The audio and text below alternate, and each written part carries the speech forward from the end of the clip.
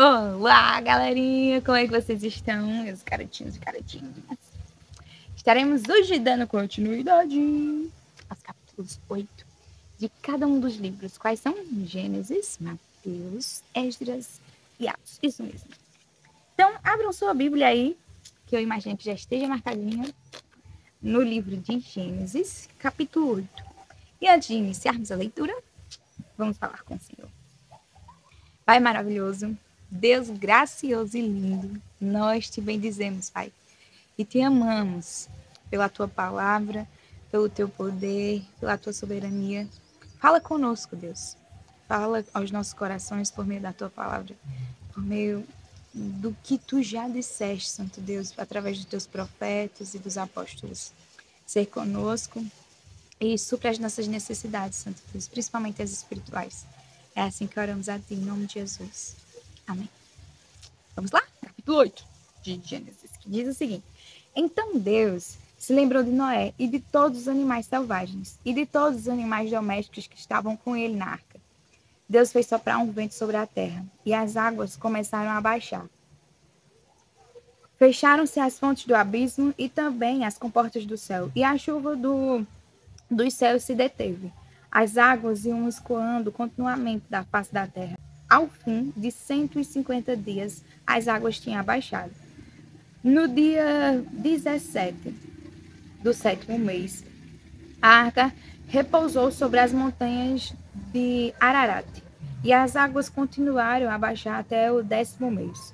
No primeiro dia desse mês apareceram os picos das montanhas. 40 dias depois, Noé abriu a janela que tinha feito na arca, soltou o corvo, o qual, tendo saído, ia e voltava até que se secassem as águas sobre a terra.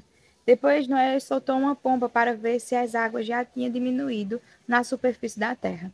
Mas a pomba, não achando lugar para pousar os pés, voltou para junto de Noé na arca, porque as águas ainda cobriam a terra. Noé, estendendo a mão, pegou a pomba e a recolheu consigo na arca, e a trouxe de novo para dentro da arca. Noé esperou mais 7 dias, e de novo soltou a pomba fora da arca. À tarde ela voltou a ele, trazendo no bico uma folha nova de oliveira. Assim, Noé entendeu que as águas tinham baixado sobre a terra. Esperou mais 7 dias e de novo soltou a pomba. Ela, porém, já não voltou mais para ele. Aconteceu que no primeiro dia do primeiro mês do ano 601, as águas que estavam sobre a terra secaram. Então Noé removeu a cobertura da arca e olhou, e eis que o solo estava enxuto. E aos 27 dias do segundo mês, a terra estava seca. Então Deus disse a Noé: Saia da arca, você, a sua mulher e os seus filhos e as mulheres dos seus filhos. Faça sair também todos os animais que estão com você, tanto aves como gado, e todo animal que rasteja sobre a terra, para que povoem a terra, sejam fecundos e nela se multipliquem. Saiu, pois, Noé com seus filhos e a sua mulher e as mulheres dos seus filhos, e também saíram da arca todos os animais que rastejam, todas as aves e tudo o que se move sobre a terra, segundo as suas famílias. Noé levantou um altar ao Senhor e, tomando de animais puros e de aves puras, ofereceu holocausto sobre o altar. E o Senhor aspirou o aroma agradável e disse consigo mesmo: Nunca mais vou amaldiçoar a terra por causa das pessoas, porque é mau o desígnio íntimo do ser humano desde a sua mocidade. Também nunca mais vou destruir todos os seres vivos como fiz desta vez. Enquanto durar a terra, não deixará de haver semeadura e colheita, frio e calor, verão e inverno, dia e noite. Capítulo 8 do livro de Mateus, que diz assim: Quando Jesus desceu do monte, grandes multidões o seguiram, e eis que um leproso aproximou-se e o adorou, dizendo: Senhor, se quiser, pode me purificar. E Jesus, estendendo a mão, tocou nele, dizendo: Quero sim, fique limpo. E no mesmo instante ele ficou limpo da sua lepra. Então Jesus lhe disse: Olhe, não conte isso a ninguém, mas vá. Apresente-se ao sacerdote e faça a oferta que Moisés ordenou para servir de testemunho ao povo. Tendo Jesus entrado em Cafarnaum, um centurião se aproximou dele, implorando: Senhor, o meu servo está na minha casa, de cama, paralítico, sofrendo horrivelmente. Jesus lhe disse: Vou lá curá-lo. Mas o centurião respondeu: Senhor, não sou digno de recebê-lo em minha casa. Mas apenas mande com uma palavra, e o meu servo será curado. Porque também eu sou homem sujeito à autoridade e tenho soldados às minhas ordens, e digo a este: vá, e ele vai. E ao outro: venha, e ele vem. E ao meu servo: faça isso, e ele o faz. Ao ouvir isso, Jesus ficou admirado e disse aos que o acompanhavam: Em verdade lhes digo que nem mesmo em Israel encontrei fé como esta. Digo a vocês que muitos virão do Oriente e do Ocidente e tomaram lugar à mesa com Abraão, Isaque e Jacó no reino dos céus. Mas os filhos do reino serão lançados para fora das trevas. Ali haverá choro e ranger de dentes. Então Jesus disse ao centurião: Vá, e seja feito conforme você crê. E naquela mesma hora o servo do centurião foi curado. Tendo Jesus chegado à casa de Pedro, viu a sogra deste acamada, com febre. Mas Jesus tomou-o pela mão e a febre a deixou. Ela se levantou e passou a servi-lo. Ao cair da tarde, trouxeram a Jesus muitos endemoniados. E apenas com a palavra expulsou os espíritos e curou todos os que estavam doentes, para se cumprir o que foi dito por meio do profeta Isaías. Ele mesmo tomou as nossas enfermidades e carregou as nossas doenças. Vendo Jesus muita gente ao seu redor, ordenou que passassem para a outra margem. Então, aproximando-se dele, um escriba disse a Jesus: Mestre, vou segui-lo para onde quer que o Senhor for. Mas Jesus lhe respondeu: As raposas têm as suas tocas e as aves do céu têm os seus ninhos. Mas o Filho do Homem não tem onde reclinar a cabeça. E outro dos discípulos lhe disse: Senhor, deixe-me primeiro sepultar o meu pai. Mas Jesus respondeu: Siga-me e deixe que os mortos sepultem os seus mortos. Jesus entrou no barco e os seus discípulos o seguiram. E eis que levantou-se no mar uma grande tempestade, de modo que as ondas cobriam o barco. Jesus, porém, estava dormindo. Mas os discípulos foram acordá-lo, dizendo: Senhor, salve-nos, estamos perecendo. Então Jesus perguntou: Por que vocês estão tão medrosos, homens de pequena fé? E levantando-se, repreendeu os ventos e o mar. E tudo ficou bem calmo. E aqueles homens ficaram admirados, dizendo: Quem é este que até os ventos e o mar lhes obedecem? Quando Jesus chegou à outra margem, a terra dos Gadarenos, 2 endemoniados foram ao seu encontro, saindo dentre os túmulos. Eles eram tão furiosos que ninguém podia passar por aquele caminho. E eis que gritaram: O que você quer conosco, Filho de Deus? Você veio aqui nos atormentar antes do tempo? Ora, uma grande manada de porcos estava pastando tão longe deles, não longe deles. Então os endemoniados pediram a Jesus com insistência: Se você vai nos expulsar, mande-nos para a manada de porcos. Jesus disse: Pois vão. E eles, saindo, entraram nos porcos, e eis que toda a manada se precipitou despenhadeiro abaixo para dentro do mar e morreram nas águas. Os que tratavam dos porcos fugiram e, chegando à cidade, anunciaram todas estas coisas e o que tinha acontecido com os endemoniados. Então a cidade toda saiu para encontrar-se com Jesus. E ao vê-lo, pediram-lhe com insistência que se retirasse da terra deles. Capítulo 8 do livro de Esdras, que vai nos dizer o seguinte: Estes são os chefes de famílias, e esta é a genealogia dos que voltaram comigo da Babilônia, no reinado do rei Artaxerxes, dos filhos de Finéias, Gerson, dos filhos de Itamar, Daniel, dos filhos de Davi, Ratur, dos filhos de Secanias, dos filhos de Parós, Zacarias, e com ele foram registrados 150 homens. Dos filhos de Paat, Moabe, Elioenai, filho de Zeraías, e com ele 200 homens. Dos filhos de Secanias, o filho de Jaziel, e com ele 300 homens. Dos filhos de Adim, Ebed, filho de Jonatas, e com ele 50 homens. Dos filhos de Elão, Jesaías, filho de Atalias, e com ele 70 homens. Dos filhos de Cefatias, Zebadias, filho de Mical, e com ele 80 homens. Dos filhos de Joabe, Obadias, filho de Jeiel, e com ele 218 homens. Dos filhos de Bani, Selomite, filho de Josifias, e com ele 160 homens. Dos filhos de Bebai, Zacarias, o filho de Bebai, e com ele 28 homens. Dos filhos de Asgade, Joanã, o filho de Acatã, e com ele 110 homens. Dos filhos de Adonicão, últimos a chegar, seus nomes eram estes: Elifelete, Jeiel, Semaías, e com ele 60 homens. Dos filhos de Bigvai, Utai e Zabude, e com eles 70 homens. Eu os reuni perto do rio que corre para a Ava, onde ficávamos acampados 3 dias.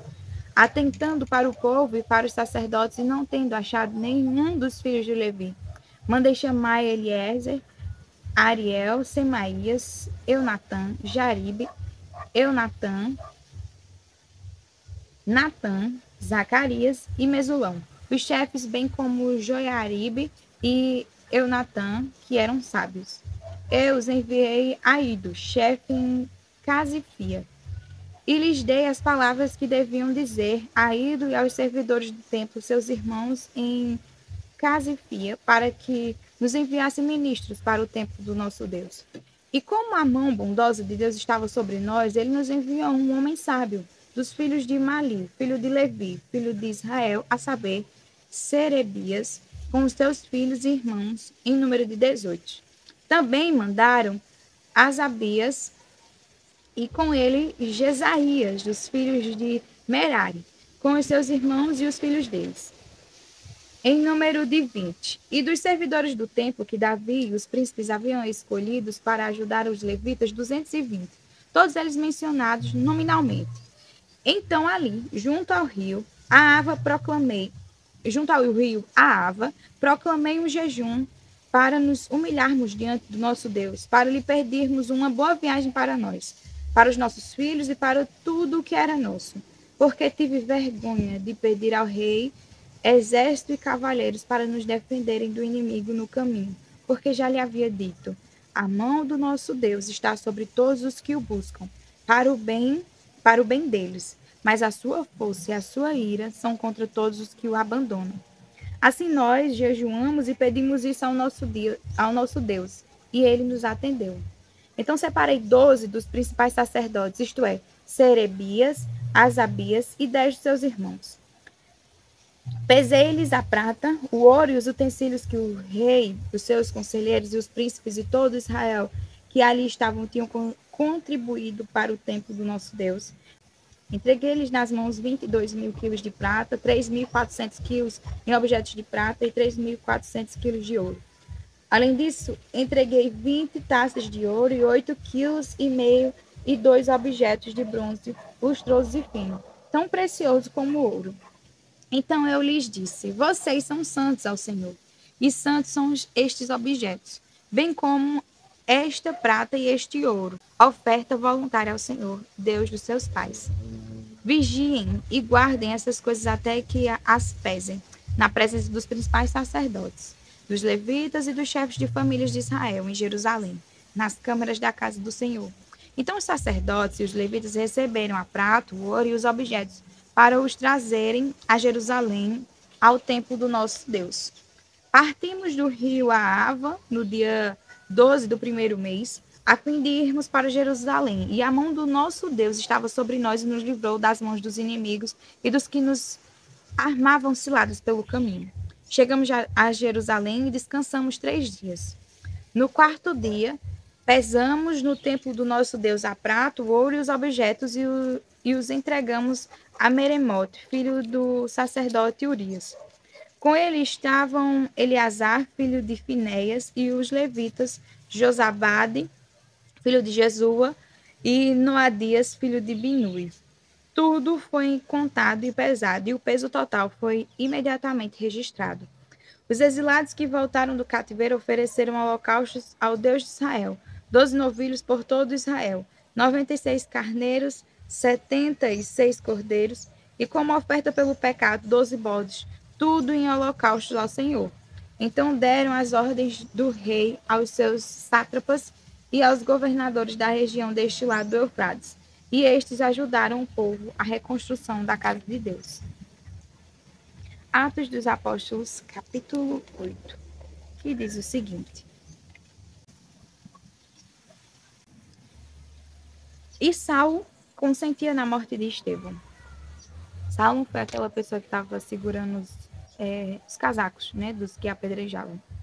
Vou ler o versículo 59. Na verdade, vou ler o versículo 58 em diante do capítulo 7, para adentrarmos no capítulo 8 de Atos dos Apóstolos, para vocês relembrarem a continuidade do texto, da história. E expulsando-o da cidade, expulsando Estevão, o apedrejaram. As testemunhas deixaram as capas deles aos pés de um jovem chamado Saulo. E enquanto o apedrejavam, Estevão orava, dizendo: Senhor Jesus, recebe o meu espírito. Então, ajoelhando-se, gritou bem alto: Senhor, não os condenes por causa deste pecado. E depois que ele disse isso, morreu. E Saulo consentia na morte de Estevão. Naquele dia teve início uma grande perseguição contra a igreja de Jerusalém. Todos, exceto os apóstolos, foram dispersos pelas regiões da Judeia e de Samaria. Verso 2 do capítulo 8. Alguns homens piedosos sepultaram Estevão e fizeram grande lamentação por ele. Saulo, porém, queria destruir a igreja. Indo de casa em casa, arrastava homens e mulheres, lançando-os na prisão. Enquanto isso, os que foram dispersos iam por toda parte pregando a palavra. Filipe foi à cidade de Samaria e anunciava Cristo ao povo dali. As multidões unânimes davam atenção às coisas que Filipe dizia, ouvindo-as e vendo os sinais que ele fazia. Pois os espíritos imundos, gritando em alta voz, saíam de muitos que estavam possuídos por eles.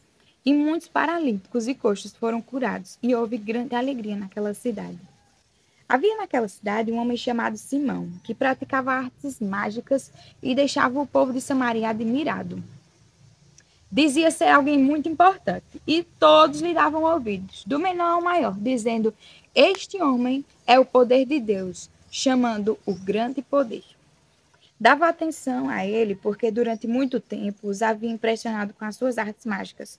Quando, porém, deram crédito a Filipe, que os evangelizava a respeito do reino de Deus e em nome de Jesus Cristo, iam sendo batizados tanto homens como mulheres. O próprio Simão abraçou a fé e, tendo sido batizado, acompanhava Filipe de perto.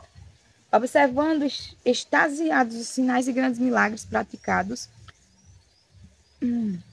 quando os apóstolos que estavam em Jerusalém ouviram que o povo de Samaria tinham recebido a palavra de Deus, enviaram-lhe Pedro e João. Chegando ali, oraram por eles para que recebessem o Espírito Santo, pois o Espírito ainda não havia descido sobre nenhum deles. Tinham apenas sido batizados em nome do Senhor Jesus. Então, lhes impuseram as mãos e eles receberam o Espírito Santo.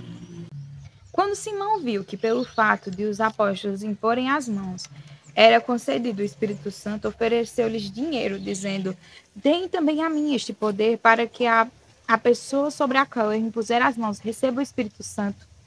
Mas Pedro respondeu: Que o seu dinheiro seja destruído junto com você, pois você pensou que com ele poderia adquirir o dom de Deus. Não existe porção nem parte para você neste ministério, porque o seu coração não é reto diante de Deus. Portanto, arrependa-se desse mal e ore ao Senhor. Talvez ele o perdoe por esse intento do seu coração, pois vejo que você está cheio de inveja e preso em sua maldade. Simão disse aos apóstolos: Peço que vocês orem ao Senhor por mim, para que não me sobrevenha nada do que vocês disseram. Eles, porém, tendo dado seu testemunho e pregado a palavra do Senhor, voltaram para Jerusalém e evangelizavam muitas aldeias dos samaritanos. Um anjo do Senhor disse a Filipe: Levante-se e vá para o sul, no caminho que desce a Jerusalém, de Jerusalém a Gaza. Este se acha deserto. Filipe se levantou e foi.